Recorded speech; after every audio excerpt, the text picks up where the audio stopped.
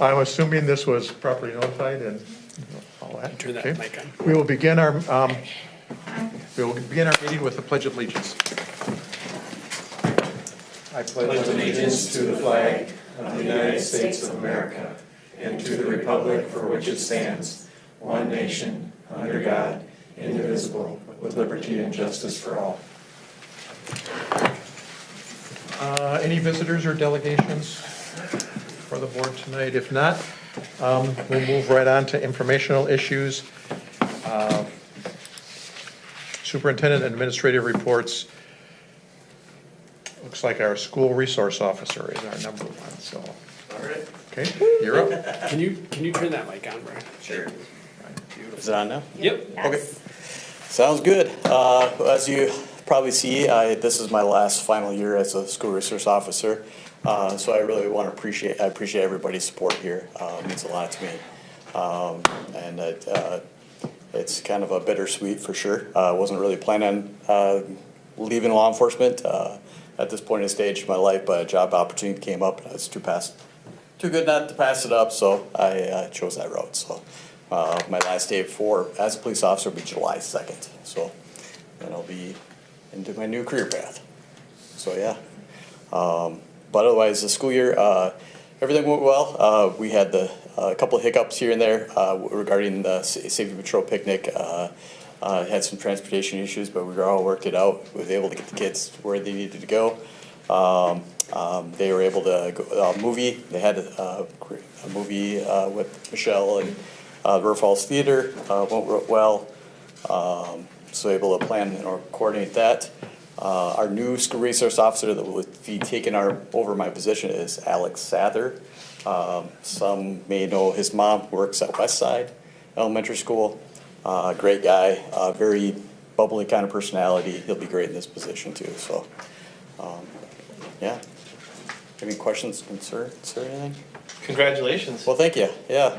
So, yeah, thank you. Are you going to be staying in the area? Or? I am, yes. I am going to be a lead investigator for a law firm. That's my new job title. Nice. I'll be working for I'll be working for By Golf and Roadie. Oh. So I'll be mostly looking at obviously they specialize in personal injuries. So I'll be the person that will go up there and speak with them and talk with them and see how they get injured. So it'll be a little bit change of pace, right?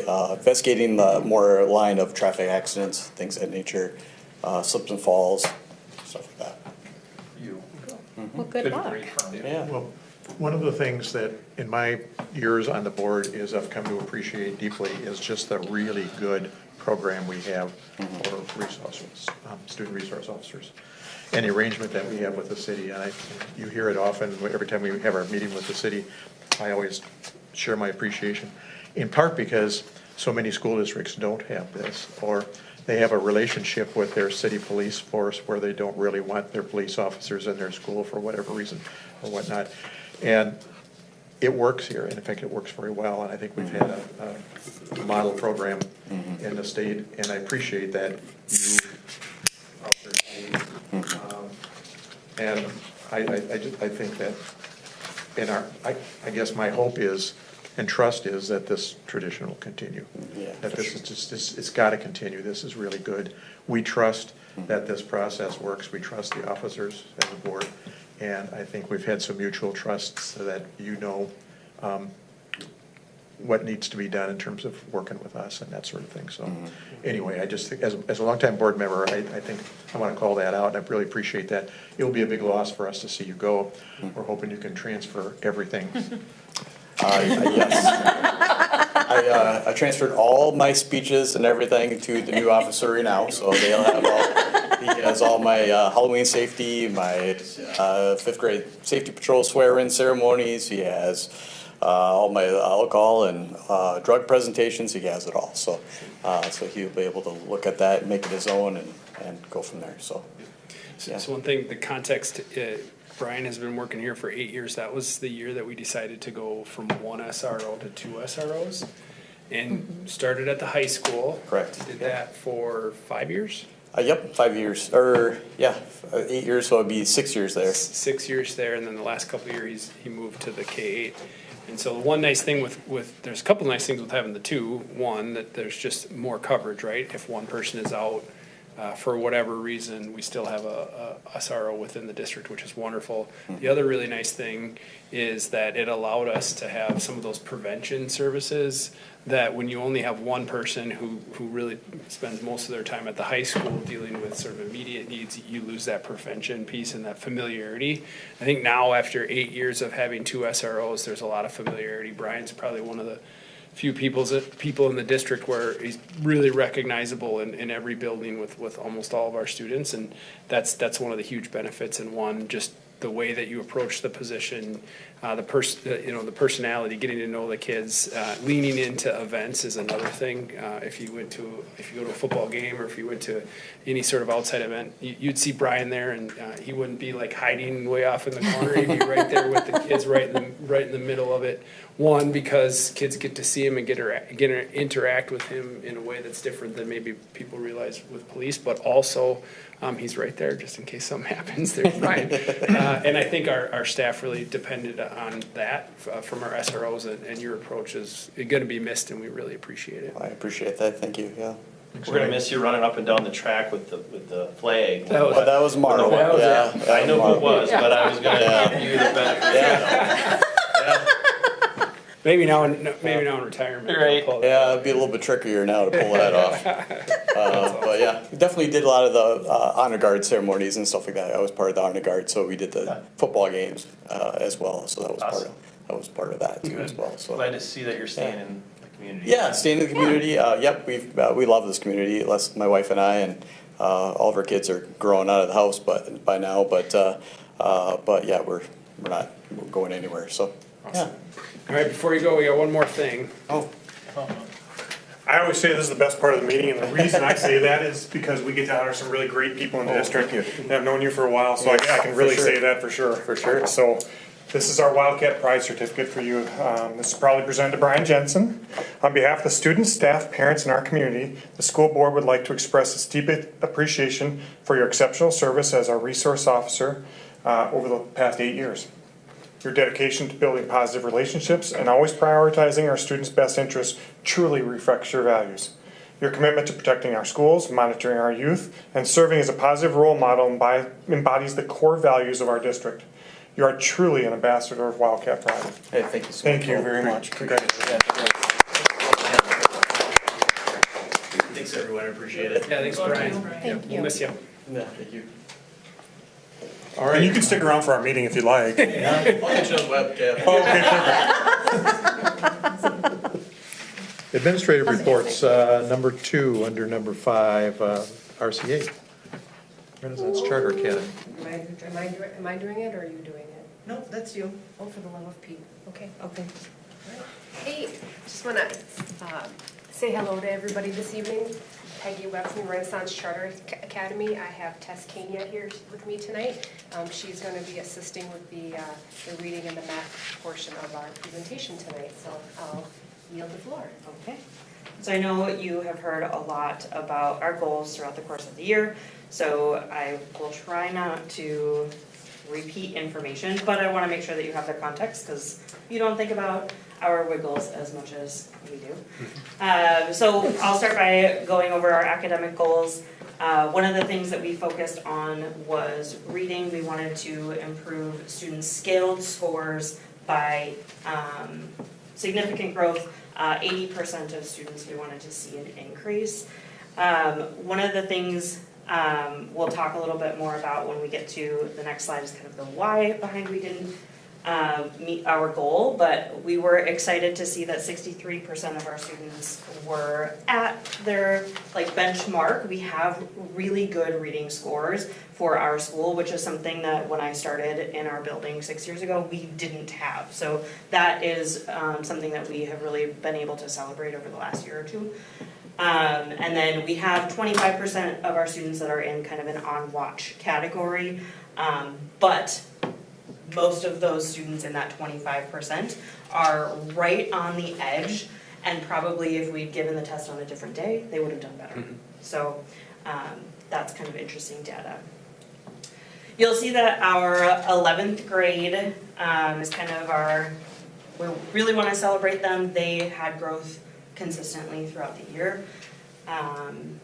That is really wonderful to see. We did see some decreases in our reading for our 9th and 10th graders and our 12th graders. But if you look at 12th grade, they started at 1148, went to 1149, and then went to 1143 for their scaled score. So they went down, but they were basically consistent throughout the whole year, which is very impressive. If you know seniors, you know that they do not want to do school sometimes as early as the second term. So that has been Of their really- freshman year? Some of them, yes, some of them, and probably most likely students at the Renaissance, right? So we're very proud of the, the consistency for those seniors to kind of hang on until the end of the year. Can I Yes. ask you a question? So you have a pretty small population. Yes, And you we do. have a pretty transient, kids come and go, right? Yeah. So when you look at those scores, could having a student enter in the middle of the school year? That's gonna affect those scores. Yeah. So that may not be, it's not the same cohort all the way Exactly. through, so. Yeah, that was something that I wanted to point out. Specifically our 9th and 10th grade, I think, and even our juniors, we had kind of, not big sways, because we don't have a very large population, but we did have a lot of students come in throughout the course of the year. So those changes are definitely impacting those numbers right now. So there's two parts, because just to, Mike's raising a really good point here for people to understand. So first off, the N is small, so Right. just a few students can make a big difference in the Yes. score, right? And the N under term 1 might be slightly different than the N at Yes. term 4, right? Yes. So that there's, those two kinds of things make your statistics a little harder to hang on to, Yeah. which is why I think, and you're talking about this, you're thinking of them as individuals and their individual growth and where they are on this, so that we don't get lost in just the stats here, which are important, but there are some unique things to your students on these scores than there might be in any of the other buildings, so. Absolutely. And I think it's also important to note that we have committed to doing this long-term as a school, so I think that's also going to give us more of a trajectory of data and trends. Even though the number is small, we still, I think, will be able to identify some information that we can use year after year. One of the things that we're really looking ahead to focus on for next year is fidelity behind our testing, making sure that we're consistent, making sure that we're following up on the scores that might seem like outliers, and having a conversation with those students like, hey, was this your best day? Should we try to redo this? We'll talk more about an example of that when we get to math. These are the focus standards that STAR creates based on how students perform on the test. So these are things that we as a school will try to implement in our advisory, and then our ELA teacher will also focus on those. Can I interrupt again? Yeah. That who creates? STAR, so the program that administers the test for the students, kind of collects all of the information. I really don't know how the software works, but I do know that it kind of populates a list of, these are the things that a student has mastered, these are the things that students need to focus on. They do it by student, but then they also do it for the whole school. So this data, this information here is, like, on average, most of your students need to work on these skills. This is a computer program that helps us Yes. put together the tests. So this isn't something that we just dreamed up or Yes. handed to them, right? Yep. This is standardized, and stars, these are the categories, is what you're saying. Yes. Thinking. Yeah. So these go by the different grade levels that we've separated out. You can see the juniors are very good with integration of knowledge and ideas. And if we had these, this group of 12th graders coming back, these are things that we would focus on for them next year. With math, we had a really big goal this year because if you remember, at the beginning of the year, we were really trying to focus on making sure that our students took math, because there were sometimes years where students didn't have math at all in our school. So a heavy lift to have all of our, not all, 80% of our students increase their skills score in math However, we thought that having students in a math class would help raise those scores. They did not meet their goal. But you'll get a preview of that data here in a second. However, we can celebrate that 100% of our students have taken a math class this year, and I think we had met that goal when we presented in the spring. If you look, we added a different color to this because the data is a little bit more complex than, yes, they dropped in the spring, but if you look at term 1, where it's black, and then you look at term 4, all grades did have growth. They did drop from the middle of the year, and we can suspect quite a few things about this. With STAR Math, because we were very focused on this in our school, we had students take the STAR very frequently throughout their math courses. So if they were taking a math course, they were taking it on a pretty regular basis. I can't speak to what the interval was, but I know that they took it more than just the 3 times that we've reported on here. Thinking about how many times you have to take a standardized test, right? That is gonna get pretty boring, drag that out throughout the whole year, they're gonna be over it. The reason that we do that is because it helps us understand, are we doing what we need to be doing? Is this working for us? Do we need to make changes in the class? And that gives us that larger trajectory. With the STAR, kind of the more data you have, the more efficient, effective the information is, if that makes sense. So we still need to focus on our students' math skills. We're still going to continue to do that at the Renaissance. We also want to make sure that they're able to take tests. As we went through the year, term 1, we had students take both tests in one day. We realized, that's probably not the best idea. Term 4, we tried to separate that out. We had a lot of students that were gone that day, so then they came in and they just wanted to get them all over with and be done. And so actually many of the students ended up taking both tests in the same day in the spring. So again, getting back to that fidelity of the testing, all of those things kind of come into play with the results of this test. Can I ask you something again about math? Sorry to interrupt again. It's okay. I think I heard you say that there was a time when students didn't take a math course some years. And one of the notes I think I saw in the previous one was at least all the students were taking a math course that year. Yes. Because I think that in my business for many years, we used to, one of the things about math was what we referred to as the Teflon effect. Math doesn't stick sometimes. Mm-hmm. And it's, so I think it's that repetition when you go a whole year, or you weren't getting it one year, then you go another whole year, and then you're trying to make it up that year. So math is one of those areas. I think reading is another one, but certainly math. Just the fact that they're taking a math course every year has got to have some effect on it. Yeah. Whether it's showing up in the test results or not. But, Right. so that is correct, that students are taking a math course. 100% of the students took math this year at the Renaissance. Yeah. We'll continue to do that next year, and hopefully we'll continue to see. That's the plan. Any questions about any of these? So again, these are the skills that we need to focus on for the different grade levels in math by grade.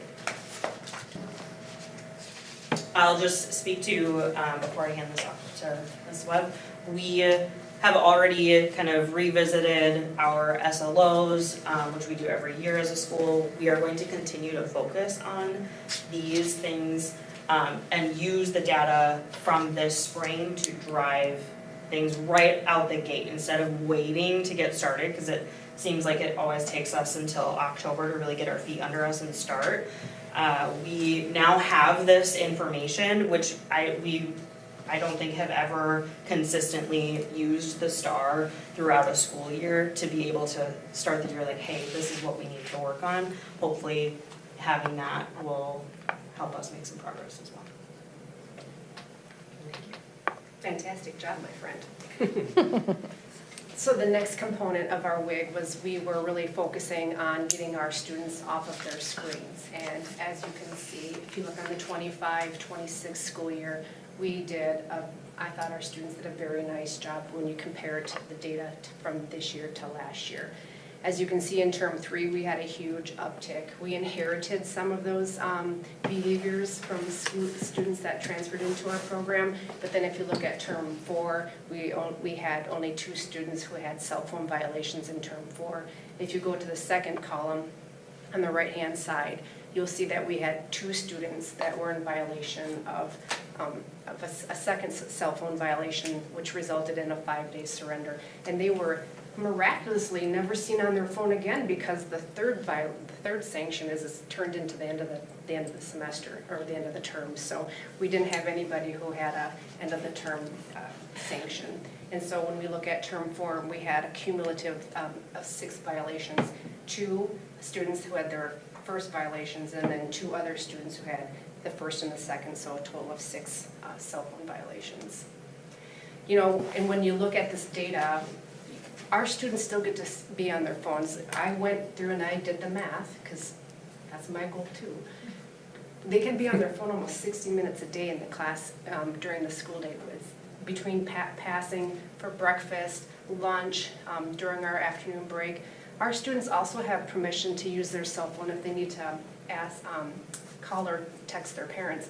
They ask their teacher, they get permission, they come to the office, they get permission, they do their task, and then they go right back to class. And so what we're building is appropriate use of the cell phone during our school day. The other thing that I'm really proud of our students is that sometimes they will want to show you something on their phone, and they know that they're not supposed to have it out. And they're like, can I show you something? Yep. Can I take my phone out? Yep. So it's just nice of them to have the courtesy to ask, because they're excited to share with us. They're holding each other accountable. We're noticing our students are more engaged in class. We're seeing more personal conversations. And I think the big takeaway from having our students not be on their screens, on their cell phones, is that life can happen outside of that little 3-by-6-inch screen. And I did not write anybody up or did not have anybody report to me any cyberbullying in our program this year, which is a huge turning point for us when we look at what has happened the past few years at the Renaissance. Now, am I saying it didn't happen? No, I'm saying that it wasn't such a disruption during the school day that I had students in my classroom and my office crying. So I think that's a big win for us. When we look at our vape violations, we had just the 1 vape violation on term 4. Again, the implementation and the use of the vape sensors in the classroom and in the restroom, I think, have been a huge deterrent. And I've also noticed that students, they readily talk about not wanting to vape, and they also readily talk about thinking vaping is dumb, which I think that's a very great adjective to describe vaping. So I'm really proud of the students. The students, you know, they're compliant. I don't have to, you know, did you vape? Yeah, sorry. So I'm just really proud of their overall behaviors in regards to the vapes at the Renaissance. Our program presence was another area that we really were focusing on. We were making traction. This year I thought we made some really good headway working with the middle school. We presented at Myra Middle School to the staff, and then we also had a couple other planning opportunities. We also worked directly with the school counselors to identify students who may be good candidates for our program, and that resulted in 4 incoming freshmen this year, so we're excited about that.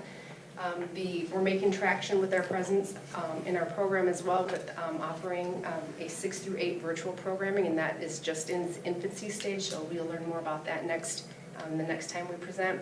And had a really great touch point with Missy Linnaberry. She is fantastic with our homeschooled families. She made it so that families wanted to come in and tour our facility. And granted, the 6 families that came in, most of them were in middle school or upper elementary, and now we're on their radar. So if something were to change and they want to go down a public education pathway, they are familiar with our program.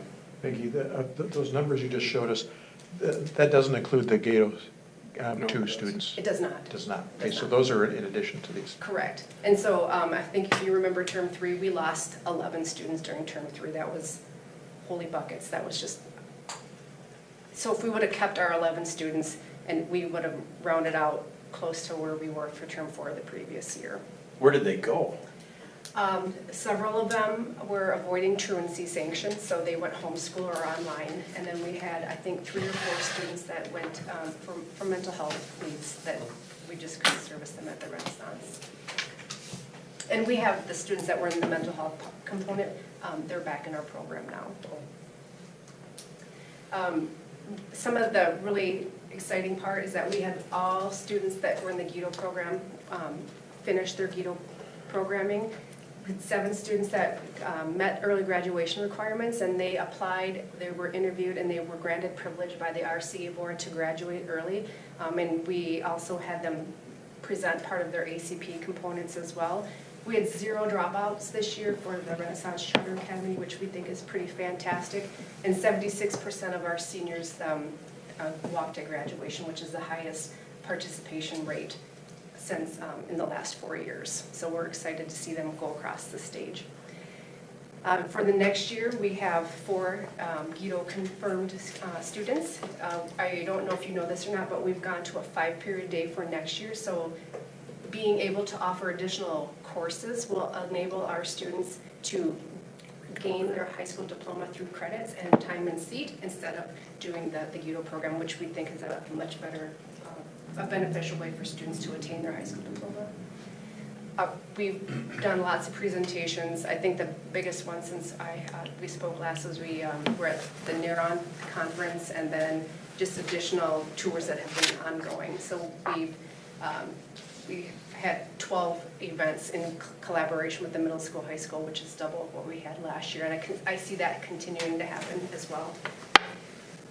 We had 6 tours for the homeschool community. We had a Facebook presence this year. We had new marketing brochures done.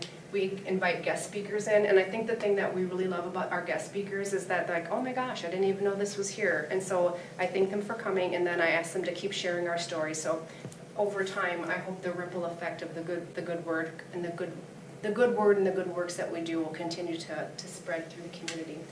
We also, Mrs. Kenya and I firmly believe that it's important to have other young professionals see what our programming looks like. So Mrs. Kenya will be hosting a student teacher again this year, and Ms. Muller, our school counselor, hosted 3 interns this year as well. Another thing that we decided to do a little bit differently this year is that we had student-led tours, and you can see our fine tour guides right up there in the upper right. And then we had our first annual freshman orientation where we cooked them breakfast, we did some team building, we buddied them up with some upperclassmen, and it's just a really nice connection that we made with our students so that when they enter our program next year, they have some familiar faces. So where do we go in 26, 27? We're, like Mrs. Kenya said, we're going to continue to do the reading, but our primary focus next year will be on math. We were successful in attaining the math for the trades curriculum, so that will be part of our course offerings next year. And then Mrs. Kenya will be working with the staff to do math conferences based on STAR results and continuing to do STAR math throughout the course of the year. Next year also, and kind of taking a little step back from the cell phone and from the vape sensors, we are going to take the Chromebooks away from our students. Not take, but they are going to be issued in the classrooms, and so staff will be responsible for determining when Chromebooks will be available for students to use. You know, it's ironic, we take away their personal device, but then allow them to have a Chromebook, and they have a lot of access to a variety of things. And one of the things the staff said is that we were working with SmartPass, we had securely, they said if you're always looking at what the students are looking at, it's hard to be present when you're teaching. So by removing the Chromebooks directly from the students during instructional time, we hope that we can limit those distractions. I've already spoke to our ELA teacher, and I've asked for more writing collaboration, more paper pencil type activities, and then be working on AI ethics and use at Renaissance next year. Our GITO programming, we've added a work-based component and a volunteer service component as well, as long as it's not court-ordered. So we're just going to add a few extra program lifts to that as well. And then the implementation of our middle school program for virtual programming will be part of our offerings next year as well. And that's what we have for this evening. Thank you, Peggy. Peggy, thanks. This is very informative, and this is this program, it's always good to hear about it because it's unique. And not many school districts have this kind of a program, but I've always felt that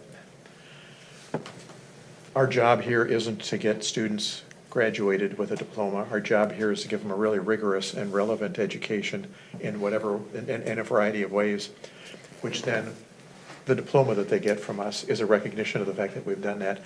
And I think often there's a tendency in education to go the route of, let's get them their diploma, let's get them graduated, let's get them some credits, let's get them out of here. And that doesn't really help them. I mean, it may help them get their first job, but without a good education as a foundation, our students will struggle the rest of their life. So that's why I like this. I like the attention that you're giving to math and reading. Even though you didn't meet your goal, you've got strategies to get that back up. We understand the shifting nature of your student population and some of the challenges there. But it's good to keep that goal ambitious because it's really important for these kids to get that education. So appreciate that. Nice job. Thank you. Any other questions? Thank you both. Thank you. Okay. Next is the superintendent's report. Just a quick update on our vacancy. We had 4 candidates submit applications, and they all included all the things that they needed. So letter of interest, candidate questionnaire, letters of recommendation, and they all meet the eligibility requirements. So with that number, we'll set up interviews and complete the selection process a week from today on June 22nd at a special board meeting that takes place in open session per statute. And so we'll interview the candidates. Each candidate will have a scheduled time, about a half hour per time. Once all of the candidates have been interviewed, then there's a weighted balloting process that takes place. So everybody who is here ranks their 1 through 4. If there's a majority after the first vote, that person is sworn in as the candidate. If there is not a majority, then the lowest vote getter is dropped off, and we do a revote. And that happens in succession until you have a majority vote. So with 6 people, majority vote would be 4. So that's how that will go. We'll have all 6 people here next Monday, as far as you know. Okay. And then they'll be sworn in and they'll be seated, and then they serve in that position until the next regular school board election, which is April of '27. And then what happens is we have 3 open seats plus this 4th sort of mini open seat, and the top 3 vote getters get the full 3-year term, and the 4th vote getter would get the remaining term, which would be 2 years of that. So, any questions about that? So that is the vacancy update. Okay. We have some district recognitions. Dave, you want to walk us through that? Yeah, we didn't pick a very hopping meeting here, but I do think it's important to recognize a couple of really both state and national honors for our district. The first is that Rocky Branch Elementary was named a state school of character, and Westside Elementary earned both a state and national school of character. And these designations are awarded by character.org based on the 11 principles framework for schools. The district's very familiar that character education is a very big deal within our district. We don't do the character education to get the awards. We go through the application process to be named School of Character to really hold ourselves to accountable to be able to prove or to demonstrate that we are actually following through on this. And I think that's the piece that's important to recognize. So the state designation recognized Rocky Branch's high level of implementation of the values exemplifying a foundation built on responsibility, kindness, and character-driven excellence. The national designation at Westside identifies Westside as a global model of excellence. And so as a national recipient, Westside joins a very small group of schools that does include Meyer Middle and Greenwood Elementary. And it's important to note that only 3 schools in Wisconsin earned that designation this year. So something to be very proud of. So a few of the slides that I think Amanda helped me slide through just show some of the activities that took place that led up to that. So super proud of like I said, the work that goes in, and there's a lot of work for going through the application process, but really it's a an opportunity to calibrate what it means to be a school that focuses on character education. I think a lot of districts say that, but this process helps really hold us accountable to that work. Is there anything that you want to add? It was very thorough. Like, we do the application, and then they did like a 3-hour like virtual site visit where they had to interview staff members, students, community members, and parents. Yeah, so there's just a lot. They really check, like, it's the character piece, but there's also like the academic tie and how we're using it within our curriculum. And it was good for us to just like think about that whole picture of character and not just like the fun buddy groups activities, but really what it means to like do that in all parts of your practice. So Yeah. it's a good experience. Yeah, thank you. So we're really proud of those elementary schools, and like I said, it puts us in a position where almost all of our schools have been recognized, and those schools that haven't been recognized, they have a strong desire to move forward with that process for the exact same reason that Ashley mentioned. So we're looking forward to that as well. So that was one honor. The other honor that I wanted to recognize is our NAMM Foundation Best Communities for Music Education 2026. And so River Falls School District has been honored for their outstanding support and commitment to music education. The Best Communities is designed to recognize districts that demonstrate outstanding achievement for providing music access and education to all students. So to qualify, you basically have to represent through how you fund your programs, the graduation requirements that you have, music class participation, instruction time, facilities, and community support for music programming, music making. That's how you sort of qualify for this. And it's the 5th year in a row that we've been designated. So I think there's some really sort of top level highlight things that we always tout when we're talking about music education. So some of the culminating things like our awesome marching band and some of our super talented choirs and bands. But that's not the only thing that gets recognized here. What gets recognized here is what work is done at the elementary level, what work is done through 6th grade for all kids to be exposed to music education and see the values of that. And even if it doesn't mean that they roll up into that and that's the thing that they catch on to as one of their most important pieces in the high school, it is something that they're exposed to and they at least have that opportunity to learn about. And it doesn't happen without obviously some very talented staff, but also support and expectation from the board that it's part of the overall program. It's not just this thing that's over on the side. So we're super proud of that. And it's always fun to be recognized. So those two things that we wanted to make sure we detailed today. You know, we get recognized for a variety of things, and some of these awards are new. We've gotten the music award before, the character, School of Character awards before, and I think there may be a tendency for some to sort of take that for granted here.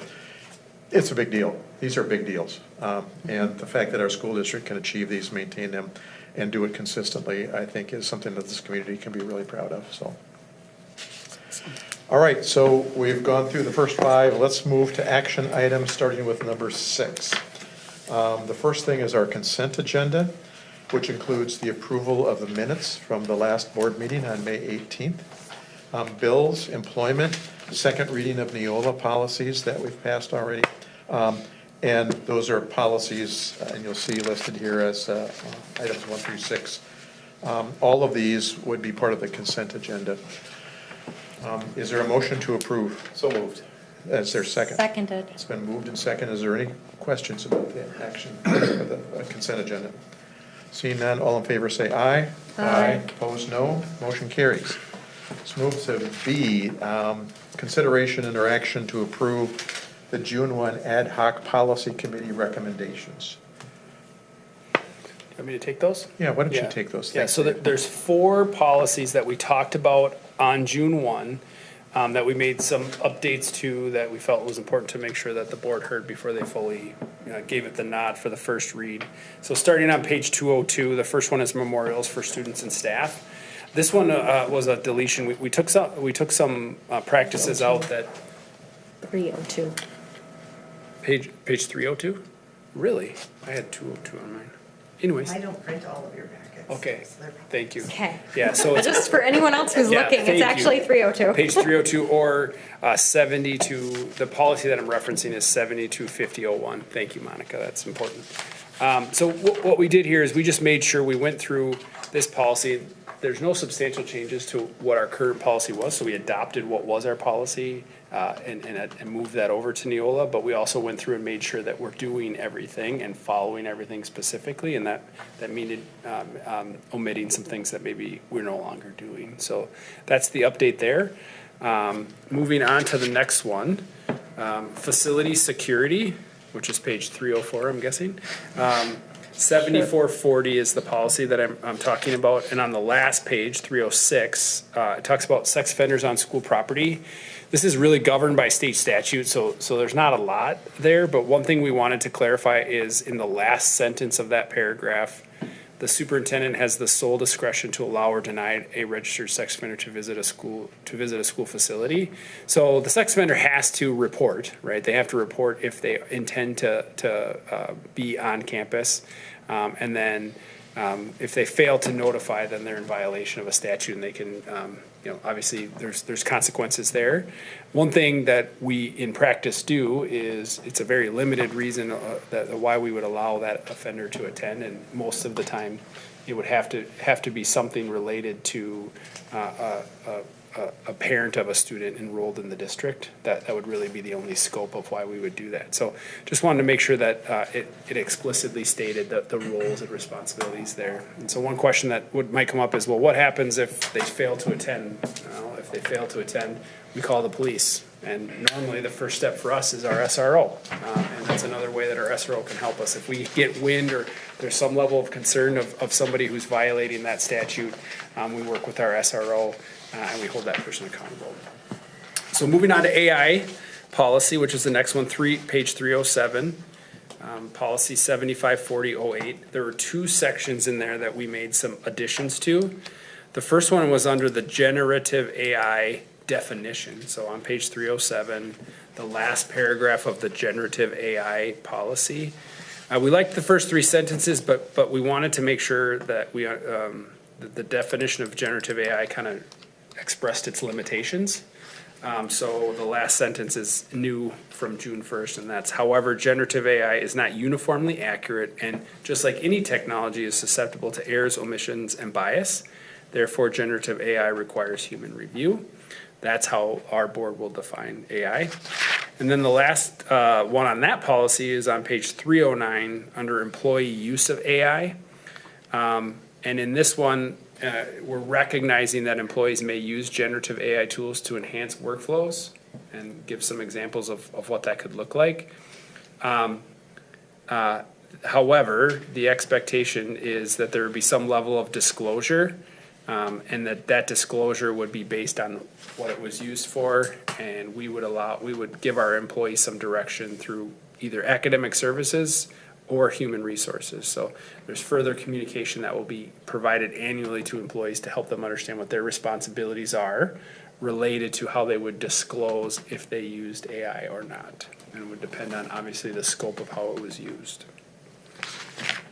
And then the last policy that we had an update to was use of social media, and we just added the initial sentence, which, again, wanted to recognize that technology is a powerful tool, but also connect it to make sure that we understand it's not a limitless tool.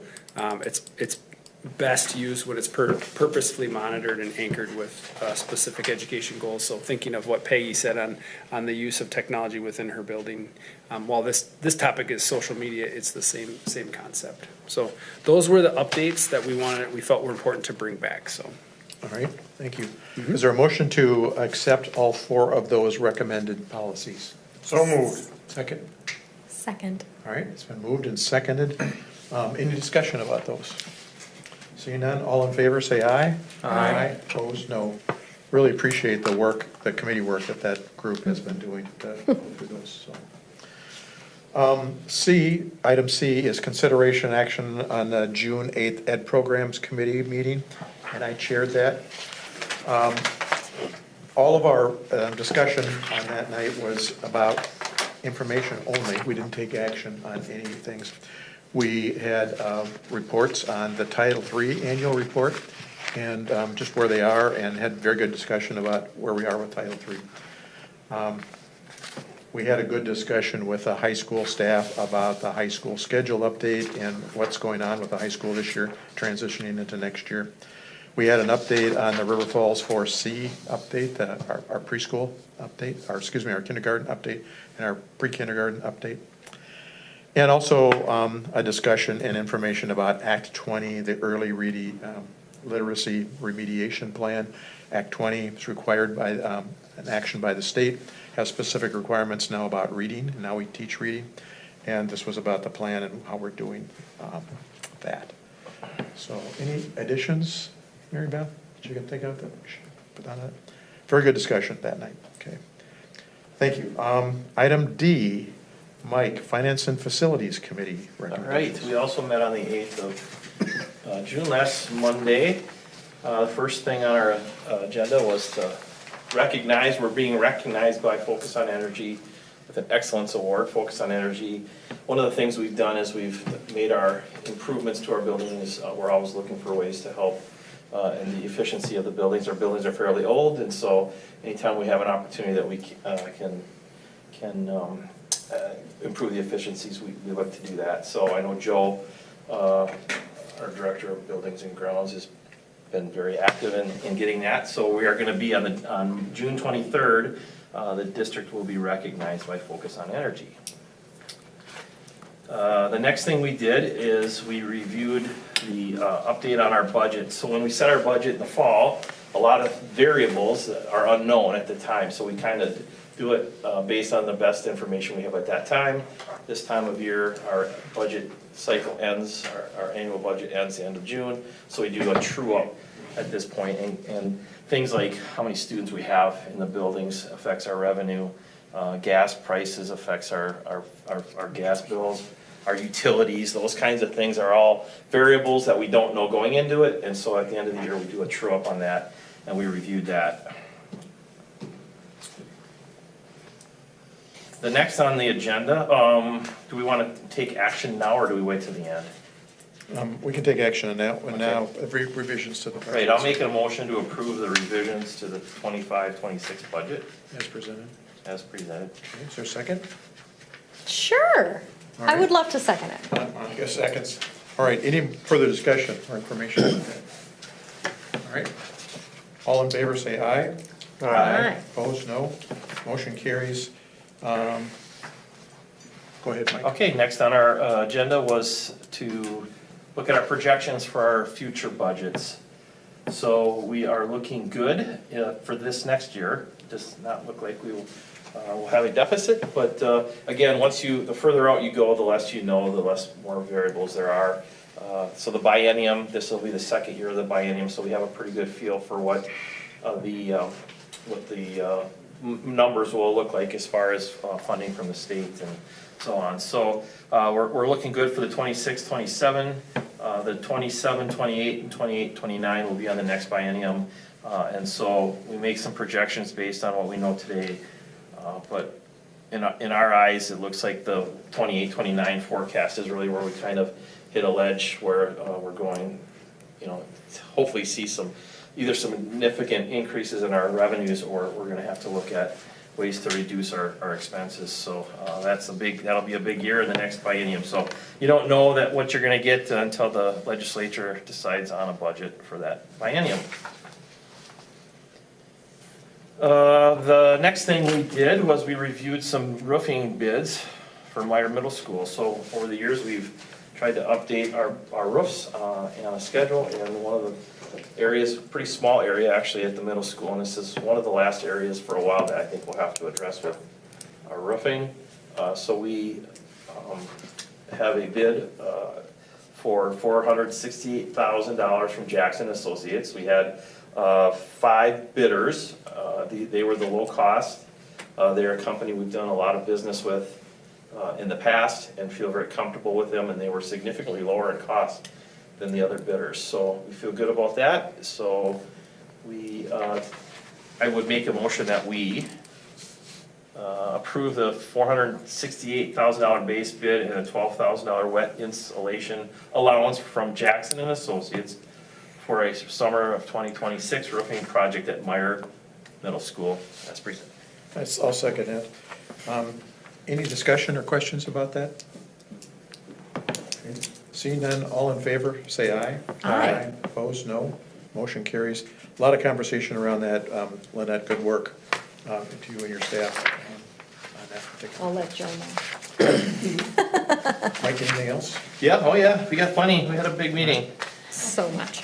So the next thing on our agenda was to discuss some improvements we're making at the high school regarding our pedestrian safety and additional parking lots. So if you've been around the district for a long time, as I have, one of the hot topics has always been parking as it relates to the backfields, softball, baseball fields at the district or at the high school.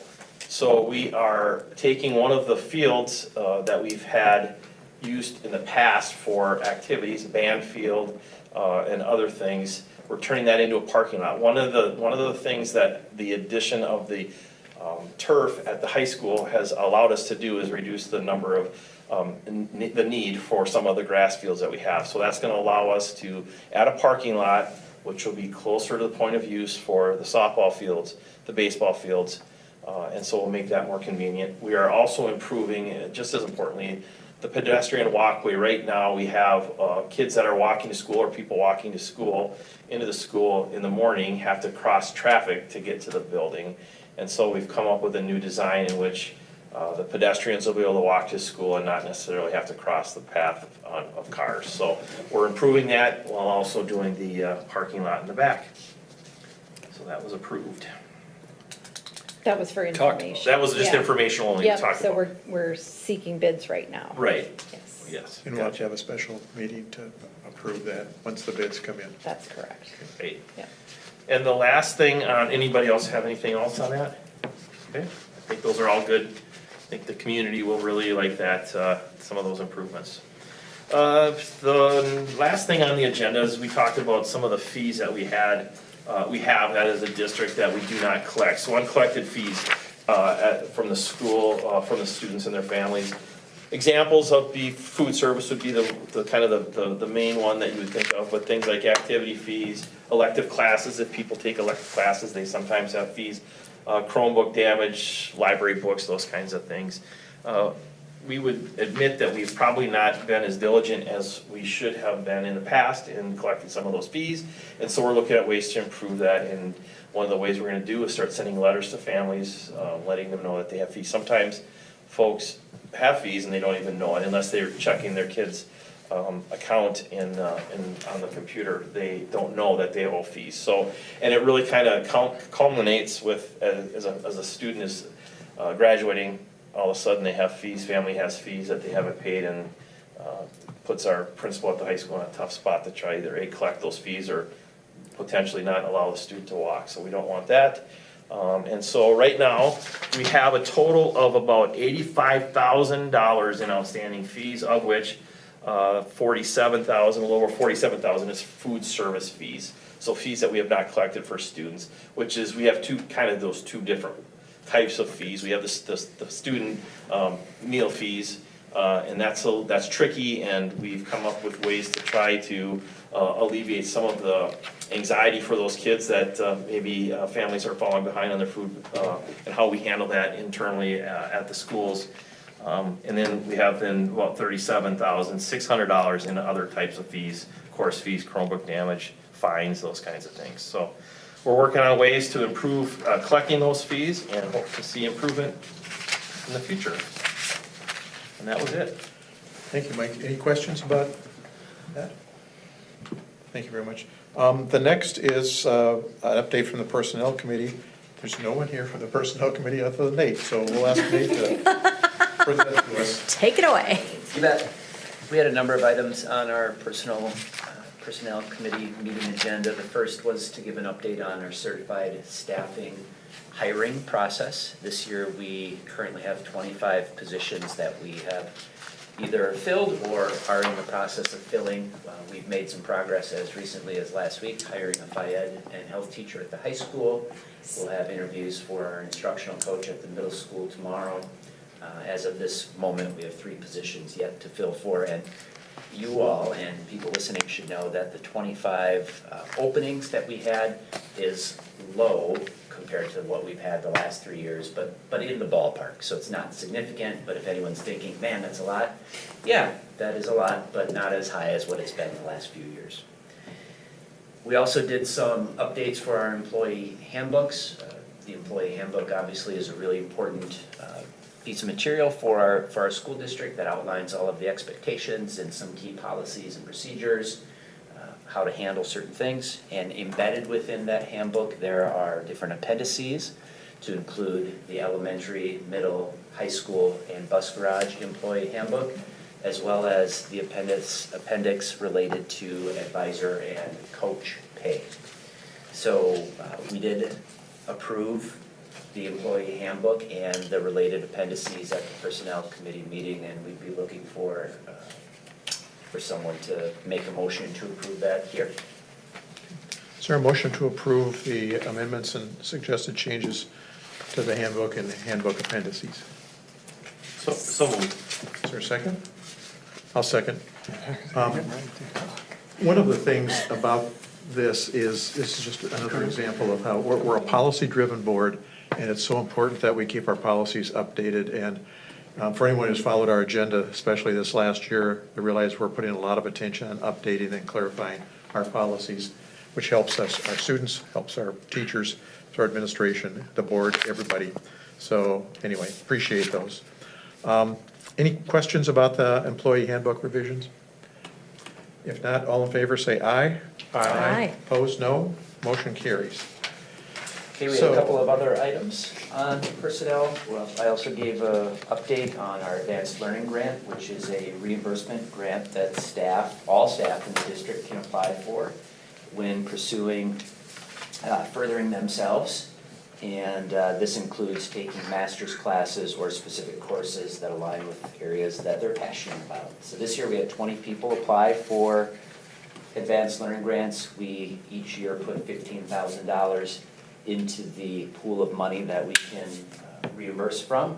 And because there were so many people participating, we had to prorate that amount. So everybody received roughly 76% of what they had asked for in reimbursement. And then the final item that was on the agenda was to approve administrative and support staff salaries. So as a reminder to the board and for those listening, we always approve teacher, bus driver, and support staff contracts and salaries before we get to the administrators and supervisors. Our teachers this year received a 3.11% increase, and due to the addition of 1 extra day to their contract, that bumped their increase up to 3.66%. Our support staff received a 4.6% increase, and our bus drivers are 3.49%, and those are on average within each of those groups. What we're proposing and asking for approval of is to approve supervisor increase that is an average of 3.09%, and an administrative increase that is an average of 2.77%. I'll move that those proposed increases, 2.77 and then 3.09 as you presented. Is there a second? I will second. Okay, been moved and seconded. Really good work on all of this, Nate. Really appreciate that. Okay, all in favor, say aye. Aye. Opposed, no. Motion carries. Item C, proposed items for the next regular or future board meeting agendas. Anything? Okay. Scheduled next board meetings will be special board meeting on July 6th to deal with that parking situation that Mike was talking about. Ad hoc policy committee, July 6th, 6 p.m. That special board meeting will be at 5:30 p.m. Education Programs Committee on July 13th at 6 p.m. Facilities and Finance Committee 7 p.m. or immediately following Ed Programs on the 13th. Personnel Committee will not meet in July. We have a board retreat scheduled for July 30th at 4 PM. 20th. Excuse me, July 20th at 4 PM. And next regular board meeting will be Monday, July 20th at 6 PM. The special board meeting next Monday is not on there. Yeah, it And a is. special board meeting next Monday to Oh, next review Monday, yeah. applications for the Yeah, yeah. vacancy on the board. Thank you.